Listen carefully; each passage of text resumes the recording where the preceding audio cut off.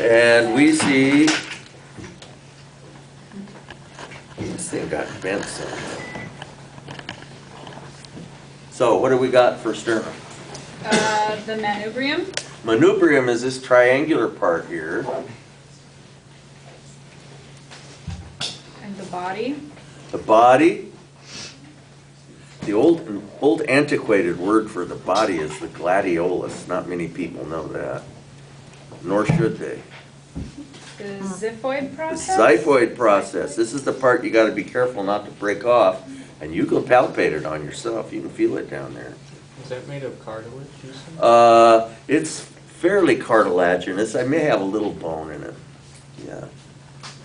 Jugular notch. Jugular notch, is that where you can put your finger right in there? Sternoclavicular notch. Sternoclavicular notch on each side, where the clavicle articulates. And the ribs. Ribs, there you go. You should definitely ask that one. Yeah. Costal cartilages. The costal cartilages made out of hyaline cartilage. The head of the rib, I guess. Okay, rib.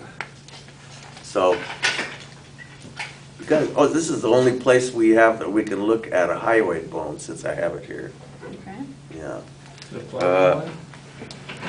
The floating one, yes. Yeah. Right. So, a rib.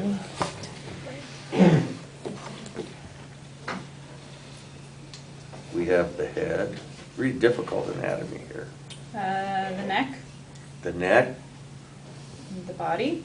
the body, what I'm holding on to. And the articular tubercle. The articular tubercle is what Or articulates with the transverse process. And Do you want facet or do you want tubercle? Because it has facet. facet, articular facet, it says? Mhm. Oh, Or okay, that's tubercle. fine, yeah. And here's a thoracic vertebra, and you can sort of see, is that thoracic? Yeah. And to get a perfect fit, you'd have to pick the vertebra that came from roughly the level that the rib was at. See what I'm saying? Because they all are designed to fit together, and as you proceed down through the thoracic vertebra, their shapes change slightly all the way down. But we have numbered vertebrae here, and if you find two with sequential numbers on them, they should fit together perfectly. And you can mess around. I had this rib fitting perfectly with one of these vertebrae. I forget which one it is. Yeah, that's a little better. You can see that. And how do I know that this is thoracic? Because it doesn't have the little holes down each side. Okay, and the thing with plastic models is you can't see those costovertebral demifacets very well. They don't do a very good job with these plastic models. But you could just tell, not only that, but it's numbered. It's got 13 on it. There's 7 cervical vertebrae, so subtract 7 from 13, this would be T6. See, this is the 6th thoracic vertebra, right about in the middle of the thoracic vertebrae. So, Next there's your is abdominal muscles. abdominal muscles, and we actually can do pretty well with them. And there I spelled those, they're the 2 that are misspelled on your lab. And so, We have external oblique. external oblique, and notice that they're running in an oblique angle. And internal oblique. Internal oblique, okay. We got to settle for those right there. Okay, Transversus abdominis. and they're going to be running at the transverse or axial plane. And the rectus abdominis. Rectus abdominis runs down the center. Now cervical vertebrae. Cervical vertebrae.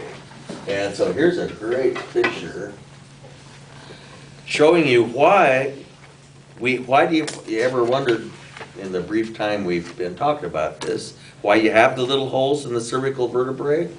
Well, it's because these really important arteries carrying 1/3 of the blood supply to the brain called the vertebral arteries pass up through those little holes. Okay? And so that's why we have the transverse foramina carrying these blood vessels up to the brain. Okay? So anyway, We have atlas. the atlas, and here we see the atlas. They kind of put them in different colors, which is C1, and it is free to rotate around. If you look at, you can see the peg down in there. We have anterior arch. Okay, so and I've actually found an atlas here. So we have, not your typical vertebra, you know, but the cranium sits right there on these superior articular facets, and this is the anterior arch, and that's where the pegs sits, right in there. Superior articular facet. The superior articular facets, which articulate with the occipital condyles of the cranium. Transverse process. Transverse process on each side. Vertebral foramen. Vertebral foramen is where the cord goes.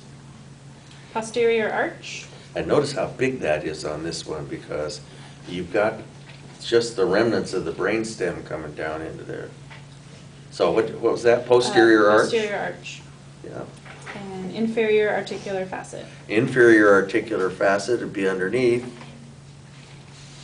And then we have the axis. So we also we do transverse foramen. Okay, gonna have those holes, you know, and that's how you recognize this as a cervical vertebra. So, was that the end of this one? Mhm. Yeah. We must be on C2. The axis. Okay, the axis. And Atlas held up the world, is how everyone remembers that that's C1, and the world being your head. So, okay. Here's the peg, and you can take C1 and sit it on top of there, and it fits pretty well. And you know, that peg just kind of rotates in there. We have the odontoid process. The odontoid process, Or the dens. or the dens, and my students always choose dens because it's easier to spell. But I'd be very impressed if someone did odontoid process. Superior articular facet. Superior articular facets articulate with the inferior articular facets of C1. And transverse process. Not much of a transverse process, is there? The body. The body is not much of a body either, the weight-bearing part, because there's not much weight to bear at this point. Spinous process. Spinous process sticking out the back. Transverse foramen. Transverse foramen, just a teensy little thing. And the reason why it kind of comes out the side is that there's a little loop in the vertebral artery to give you some slack, so when you turn your head like this, you don't pull it apart or bleed to death. Inferior articular facet. Inferior articular facet, And vertebral foramen. vertebral foramen. And the cervical vertebrae. C3. Cervical C7. vertebrae. So here's a typical generic cervical vertebra. Okay. And I don't think that hole is supposed to be there though. But there's where your vertebral arteries go, and that's where the cord goes. We have the body. The body getting a little larger every further down you go. The bodies get a little larger, a little more weight to bear. Transverse process. Okay, transverse process, not too much on these cervical vertebrae. Transverse foramen. Transverse foramen. So after a while, the nomenclature gets kind of redundant because most of these vertebrae kind of have the same things, yeah. Pedicle lamina. Pedicle and lamina. The pedicle is pretty small here, but you can see it, the little neck that connects the front to the back. And the lamina is a little easier to see. That's this flat part here. Superior articular facet. Superior articular facet. Spinous process. Spinous process. inferior articular facet, Yeah, underneath. and vertebral foramen. Yeah. So, yeah, let's do thoracic vertebra. So, what part is this?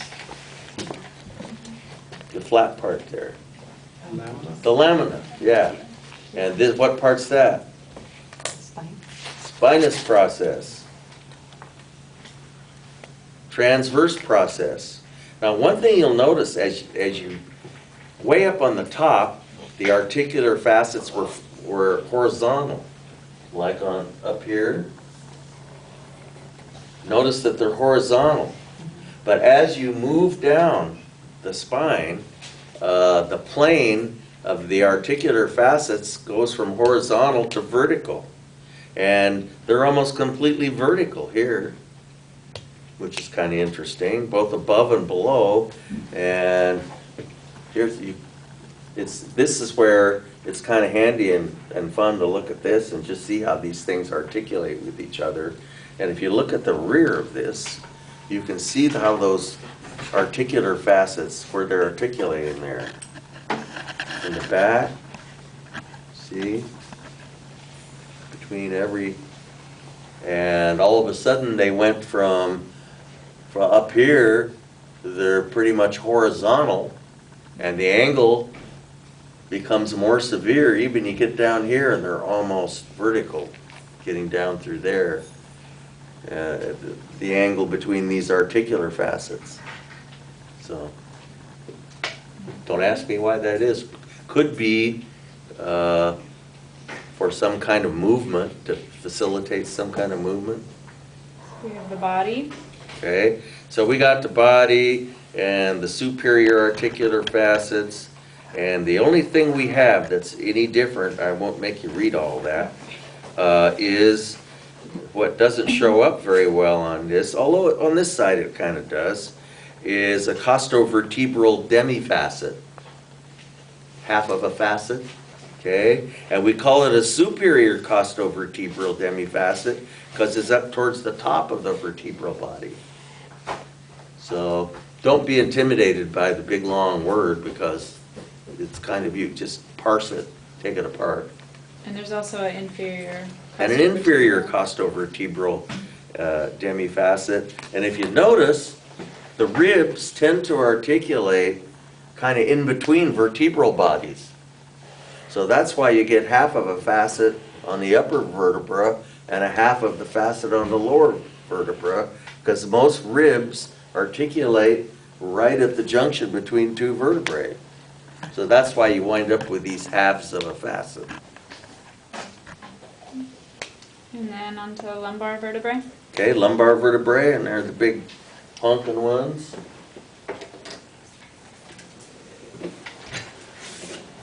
And I got a whole bunch of vertebrae over here. Feel free to look at all this stuff, and you know, there it all is, because I lugged it over here while you guys were studying. So, I mean, look at that. See? So, 5 of those. So here we have, what number is this? Can I see it? Number 24. So that's very close to the bottom. So we have 7 and 12 is 19 and 5. This is the very bottom one. Level 5. So that should fit right on the top of, what happened to my sacrum? You want to see my sacrum over there? There he is, yeah. So that's L5. That should fit right on top of this sacrum. And look at that, it comes pretty close. Yeah, not bad, really. Okay, sits right on there. Fabulous. Yeah. Beautiful. Yeah.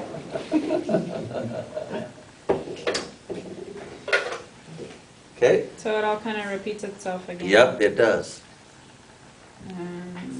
So where would the lamina be on? Okay, the lamina, the flat part there in between the transverse process and the spinous process. Lamina on each side. And the pedicle. And the pedicle. Okay. And to see the intervertebral foramina, you need to look at least two vertebrae stacked on top of each other. Because you can't really see it. That's, spinal nerves come out there, but you can't really see.